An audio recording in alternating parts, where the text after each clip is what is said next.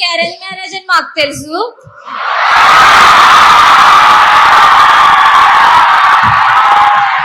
After మీ marriage మీ మధ్య love అనేది ఎలా స్టార్ట్ అయింది సార్? అంటే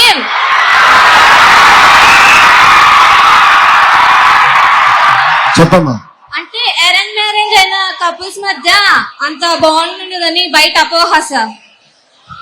చాలా పర్సనల్ క్వశ్చన్ అడిగావు చెల్లి.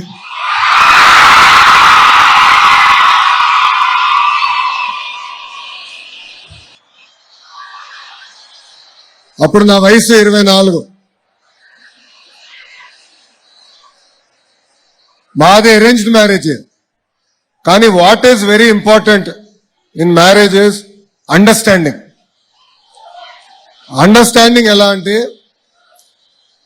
మనకున్న పర్సనల్ ఇంట్లో పనులు కానివ్వండి, లేదంటే కెరియర్లో మనం ఏమైనా సాధించాలనుకున్నప్పుడు ఇద్దరి మధ్యలో ఒక అండర్స్టాండింగ్తో వెళ్ళాలి.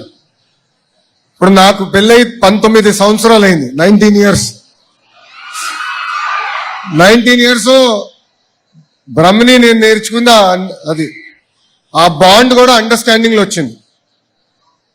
సో మేము ఏంటంటే అమెరికాలో మాకు పెళ్ళైన తర్వాత అమెరికాకి వెళ్ళాం. లాండ్రీ పనులు ఉంటాయి, అంటే బట్టలు ఉతికే పనులు ఇద్దరం కలిసి చేసేవాళ్ళం. ఒకసారి ఆమె చేసేది, రెండోసారి నేను చేశాను. అట్లా ప్రతిదీ లైఫ్ లో అనేది గివ్ అండ్ టేక్ ఉండాలి. అండర్స్టాండింగ్ అనేది చాలా చాలా అవసరం.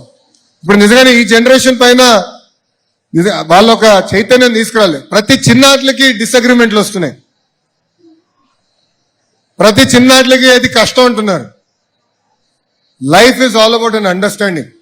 మన తల్లిదండ్రులు చూసి నేర్చుకోవాలి, మన అవ్వతాతలు చూసి నేర్చుకోవాలి. That is greater bond, greater understanding. That is the strength of an Indian family. ఈరోజు భారతదేశంలో ప్రపంచంలోనే అతి తక్కువ డివోర్స్ రేట్స్ ఉన్నాయంటే దానికి కారణం మన ఇండియన్ ఫ్యామిలీ సిస్టమ్.